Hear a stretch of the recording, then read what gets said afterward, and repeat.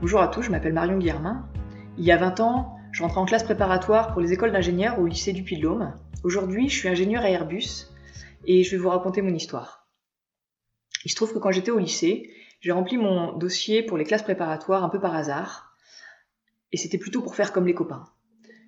Quand j'étais en terminale, je savais pas trop ce que je voulais faire. Je savais juste que je voulais pas faire le même métier toute ma vie.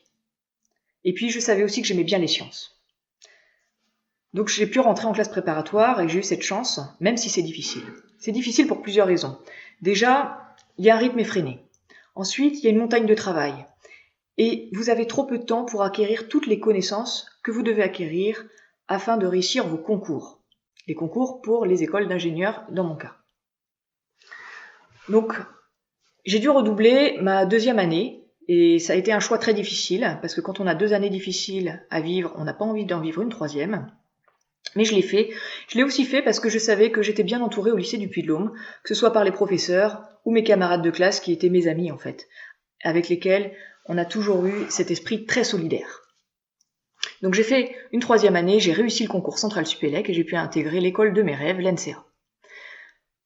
L'NCA, et c'est vrai dans n'importe quelle école d'ingénieur en fait, c'est une école qui va vous préparer au métier d'ingénieur. Mais pas seulement. Il y a aussi une vie associative très riche aujourd'hui dans les écoles d'ingénieurs. Et puis, il y a aussi la possibilité de faire souvent des doubles diplômes ou des stages à l'étranger.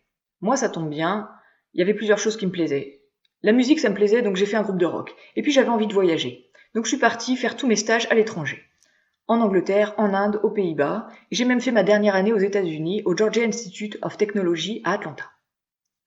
Une fois que j'avais mon diplôme en poche, en fait, tout m'était possible et tout m'était ouvert. C'était juste à moi de me poser les bonnes questions. Et c'est vrai que quand on a un diplôme d'ingénieur, déjà c'est pour toute la vie, et ce qui est bien, c'est qu'on va être simplement payé à faire un métier qu'on aime. Donc ça, c'est plutôt la bonne nouvelle, voilà ce qui vous attend. Et donc, avec ce diplôme d'ingénieur en poche, les bonnes questions sont celles-là. Qu'est-ce qui me plaît ? Dans quel domaine est-ce que je suis compétent ? Et qu'est-ce qui va m'apporter de la valeur ? Et à partir du moment où vous avez les réponses à ces questions-là, vous pourrez trouver le job de vos rêves. Donc moi, ça fait 10 ans que je travaille à Airbus, et j'ai travaillé dans des choses aussi diverses que la recherche pour la nouvelle solution de maintenance, j'ai fait de la production, j'ai fait du management d'équipe, et aujourd'hui, je suis data analyst à la stratégie. Bref, quand vous êtes ingénieur, vous pouvez travailler dans des petites entreprises, des grandes entreprises, vous pouvez être auto-entrepreneur aussi, vous pouvez faire de la recherche, du management, vous pouvez travailler en France, à l'étranger, peu importe. En fait, c'est à vous de créer votre poste. Donc je vous souhaite plein de bonheur et beaucoup de réussite pour la suite.